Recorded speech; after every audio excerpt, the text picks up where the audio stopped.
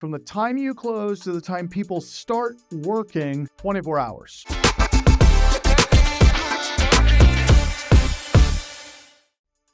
Now, please write these down because there's a lot of things that people forget and don't think about when they're evaluating a deal, okay? So carrying costs. Please write these down.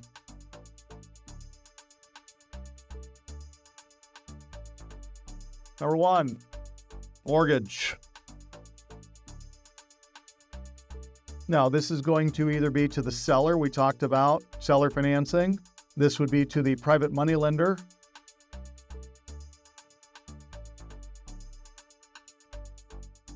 In this case, this is going to be payments to Kogo Capital. Or it's going to be payments to a partner.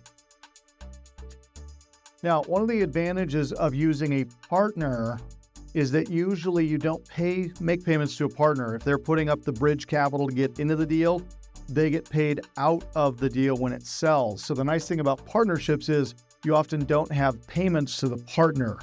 But if you're going to be using seller financing or private money financing, you are going to have a mortgage payment, and you should just calculate about 12% or 1% per month.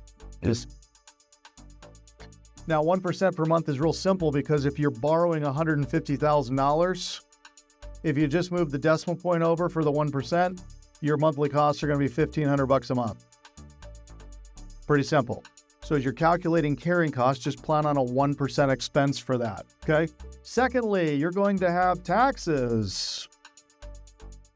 You're going to have insurance.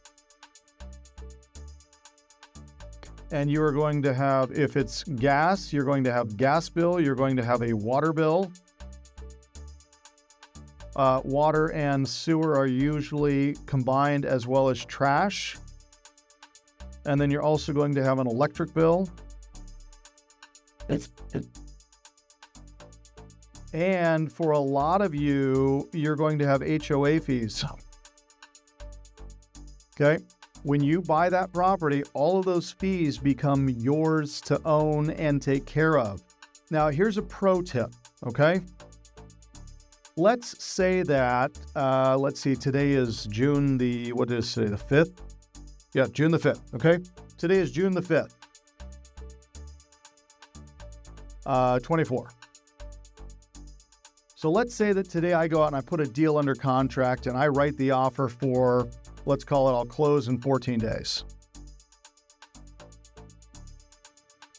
So 14 days from right now is going to be the 19th. So we're getting closer and closer to the 19th, but I haven't gotten all of my ducks in a row. I haven't gotten bids from my contractor. I haven't gotten bids from my subs.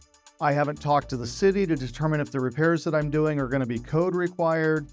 So what most people will do is they're behind the 8 ball. They don't have all of these things lined up, but they got a seller saying, hey, you need to close on the 19th. You need to close right now. So they're scrambling and freaking out, trying to come up with $150,000 to close on the 19th. But if you close on the 19th, you've got all of these expenses that now belong to you. So you should go back to your seller and say, Mr. and Mrs. Seller, would you mind giving me a 30-day extension?